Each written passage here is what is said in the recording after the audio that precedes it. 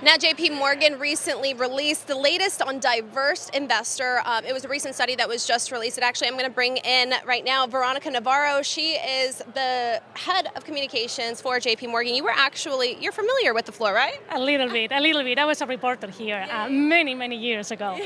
So let's talk about this report. Tell me about the biggest and key findings that you found during the study.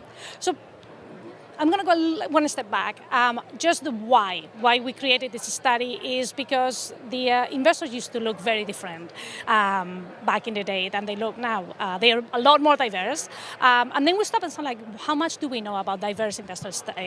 How their behavior is? Do women investors behave the same as men investors? Do black investors behave the same? So that was the reason why. And we actually were very surprised and positively surprised about the findings. Women have very healthy investing behaviors. We like to put more money every year, and that's key for success. And we are not so much driven by emotions. Talking about women, we actually are allowed to put our emotions aside and invest and look into the long term. So pretty positive. Now let's talk about how JP Morgan Wealth Management is also helping support women with these kind of initiatives. Well, we have this study, as I said, is we knew we needed to learn more about our customers to be able to serve them. We also know that you need to have a plan to invest. It's not about just buying products, investing products. It's about, do you know where you're standing? Do you know where you're going? What do you want to do with your life?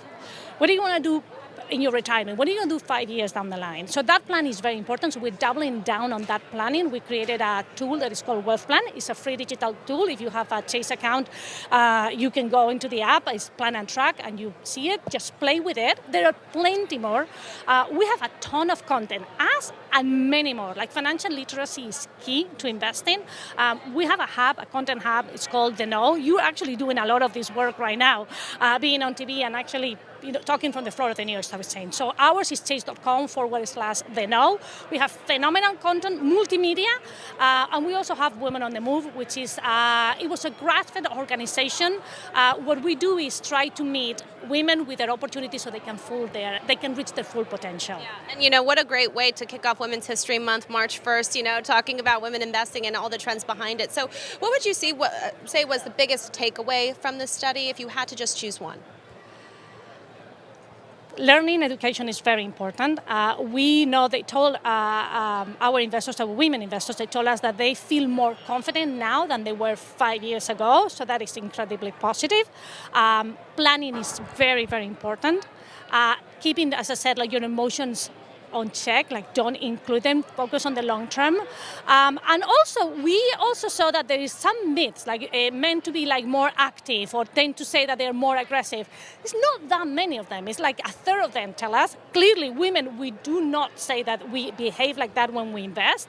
But what we saw is that they check their investments more frequently than women do. And that's like a recipe for disaster. If you're looking at the market going up and down, yeah. I like to say that it's like a plant. So you got to water it from time to time, but if you check on it every single day, you're going to drive yourself nuts. That's right, you're hired. Do you want to be our spokesperson? I'm going to have to run that by my comms team. All right, well, it was so great speaking with you. Thank you so much for joining me. Thank you very much for having me, and happy Women's History Month. Happy Women's History Month.